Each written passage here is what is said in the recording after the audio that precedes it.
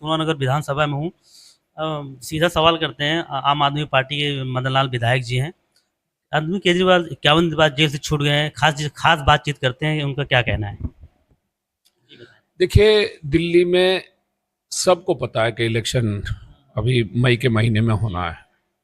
तो जिस समय इलेक्शन की तैयारियां चल रही थी तभी से बीजेपी को पता था कि इस बार मामला बहुत ज़्यादा कठिन है। लिहाजा उन्होंने तभी से एक षड्यंत्र बनाना शुरू कर दिया था और उसी के तहत पहले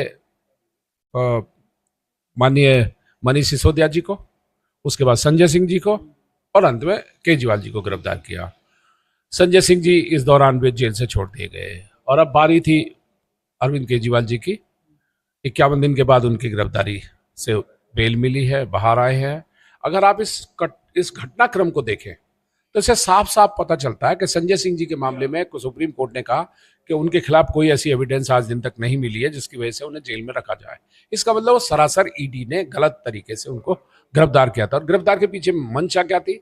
मंशा थी कि वो इलेक्शन के प्रोसेस में हिस्सा नहीं ले पाए। यही बात अरविंद केजरीवाल जी के साथ भी थी।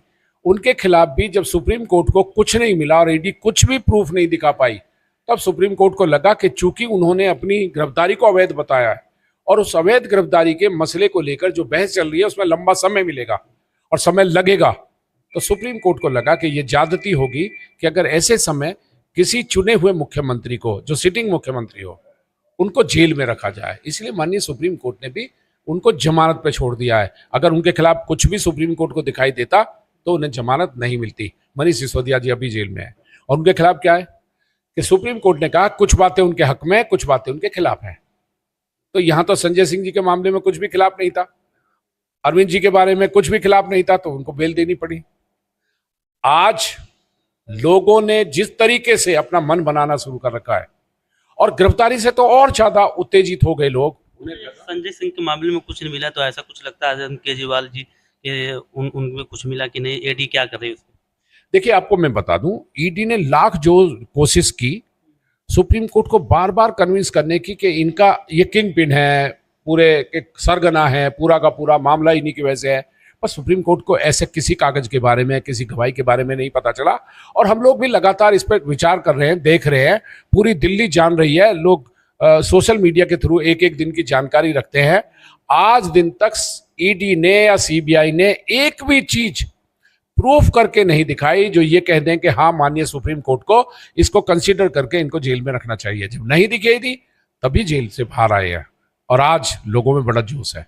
परसों का अगर हम घटनाक्रम देखें, परसों जिस तरीके से पूरी की पूरी दिल्ली तिहाड़ जेल पहुंच गई थी, तो लगता है कि बदलाव आ रहा है और ये बदलाव दिल्ली में ही नहीं है। आम आदमी की समय कितनी पार्टी जो कितनी खुश है जिनके जो बाहर आ गए, उसके क्या? देखिए, इस समय दिल्ली में केवल आम पार्टी खुश नहीं है, दिल्ली का आम नागरिक खुश है। उनको लगता है कि अरविंद केजरीवाल जी ने दिल्ली के लोगों की भलाई के लिए जो काम किया है, जितनी सुविधाएं दिल्ली के लोगों को आज मिल रही है अरविंद केजरीवाल जी की सरकार के बाद, इतना पूरे हिंदुस्तान में ना आज तक मिली, ना आगे मिलने की उम्मीद किसी और से है। लिहाजा लोग बड़े आशान्वित हैं। उनको लगता है कि अरविंद केजरीवाल जी नहीं रहेंगे तो ये सारी सुविधाएं खत्म हो जाएंगी, फिर दिल्ली एक ऐसे राज्य की तरफ चली जाएगी जहां भूखमरी होगी, जहां बेरोजगारी होगी। आज दिल्ली में भूखमरी नहीं है। हमारे यहाँ मिनिमम वेजेस एक्ट लागू है, हमारे यहाँ बिजली मुफ्त है, पानी मुफ्त है, हमारे यहाँ चिकित्सा मुफ्त है, हमारे यहाँ ऐसी ऐसी स्कीम्स हैं, फरिश्ता स्कीम है, हमारे यहाँ डोर स्टेप डिलीवरी है, लोगों को अब पैसे नहीं देने पड़ते अपनी किसी काम के लिए, और तो और महिलाओं के लिए बस फ्री है।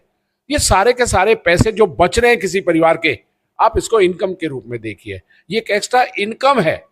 मोदी जी भले ही 15 लाख ना दे पाए, पर अरविंद केजरीवाल जी 15,000 रुपया महीना तो हर परिवार को दे रहे हैं। और अब तो और एक नई स्कीम है, 1,000 रुपया हर महिला को, हर बेटी को जो 18 साल से बड़ी है, वो अब इलेक्शन के 2-3 महीने के बाद वो मिलने शुरू हो जाएंगे। 18 साल की जो बड़ी है हर महिला को देंगे। 18 साल से बड़ी हर महिला, हर बेटी, हर बहन को 1,000 रुपया मिलेगा। शर्त केवल यह है कि वो सरकार की किसी पेंशन योजना का लाभ नहीं उठा रही हो और इनकम टैक्स ना देती हो और किसी नौकरी में इनकम टैक्स की रेंज से ऊपर ना हो।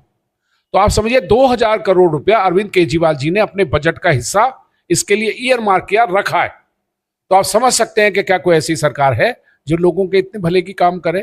तो लोग चाहते हैं कि ये सरकार यहाँ लगातार काम करती रहे, जिससे उनके जीवन स्तर को ऊंचा उठाने में, उनकी परचेजिंग पावर को, जो उनकी खरीदार की शक्ति है, उसको बनाए रखे। नहीं तो आज लोग भूखे मरने के कगार पे। अगर किसी और राज्य में जाओ तो ना स्कूल अच्छे, ना चिकित्सा अच्छी, ना कोई और अच्छी, कोई किसी को फैसिलिटी नहीं है। और तो और सेंट्रल गवर्नमेंट ने तो जो सीनियर सिटीजन को जो रेल में सुविधा मिलती थी आधे टिकट की, वो भी खत्म कर दी है। हमारे यहाँ तो सारी की सारी महिलाओं को पूरी की पूरी एयर कंडीशन की बस यात्रा फ्री है, और तीर्थ यात्रा योजना या लागू। ऐसी योजनाएं किसी और राज्य में नहीं है। तो लोग इस समय केवल और केवल देखते हैं कि दिल्ली की 7 सीटें, हम 7 सीटें इसलिए मानते हैं कि हम आज के दिन इंडिया अलायंस का हिस्सा हैं। तो कांग्रेस के जो लड़ रहे हैं वो भी हमारे हैं। हम चाहते हैं 7 का 7 सीट जो हम लड़ रहे हैं। आम आदमी पार्टी 7 सीट लड़ रही है, हम ये समझते हैं माननीय केजरीवाल जी 7 सीट लड़ रहे हैं दिल्ली की, तो हम समझते हैं कि दिल्ली की 7 सीटें हम ही जीतेंगे, लोग जीतेंगे। इस दिल्ली के लोग 7 सीटें जीतेंगे, और वो इसलिए जीतना चाहते हैं जिससे उनका जीवन स्तर लगातार और ऊंचा उठता रहे। और जो बड़ी सरकार, यानी मैं कहूं केंद्र की सरकार, जो एलजी साहब के माध्यम से इस सरकार पर जबरदस्ती राज करना चाहती है, उनके काम रोकना चाहती है, एमपी के इलेक्शन के बाद वो सब खत्म हो जाएगा, क्योंकि सत्ता परिवर्तन होगा, इंडिया अलायंस की सरकार बनेगी, आम आदमी पार्टी उसका हिस्सा बनेगी, तो काम रुकने बंद होंगे। हमारे एमपी लोगों के भले के लिए काम करेंगे। मैं इसके साथ ही एक और संदेश भी अपने क्षेत्रवासियों को देना चाहता हूं कि कृपया आज के दिन की जरूरत है कि हमें सबसे ज्यादा वोट डालना चाहिए, क्योंकि वोट हमारा मौलिक अधिकार ही नहीं है, बल्कि हमारी समय की जरूरत भी है। आज हमें अपने बच्चों के लिए वोट डालना चाहिए, अपने भविष्य के लिए डालना चाहिए, अपने देश के लिए डालना चाहिए, वोट डालना चाहिए। क्योंकि अगर देश गरीब है, लोग गरीब है, लोग गरीब है तो देश गरीब है। देश से लोग नहीं है, बल्कि लोगों से देश है। अगर देश के लोग अमीर हैं तो देश अमीर है, देश के लोग भूखे हैं तो देश भूखा है। इसे जरूरी है हर आदमी आज की जरूरत को समझते हुए वोट डाले, और वोट डालना बहुत ज्यादा जरूरी है। इसे हर एक को वोट जरूर डालना चाहिए, तभी देश बदलेगा, तभी लोगों के फायदे के काम होंगे। आपको हमारा ये वीडियो कैसा लगा, आप हमें कमेंट करके जरूर बताएं। आप हमारे चैनल को सब्सक्राइब करें, व हमारी वीडियो को लाइक करें, व ज्यादा से ज्यादा लोगों तक शेयर करें, ताकि हम देश दुनिया की तमाम जानकारी आप तक पहुंचा सकें और निर्भीक पत्रकारिता कर सकें।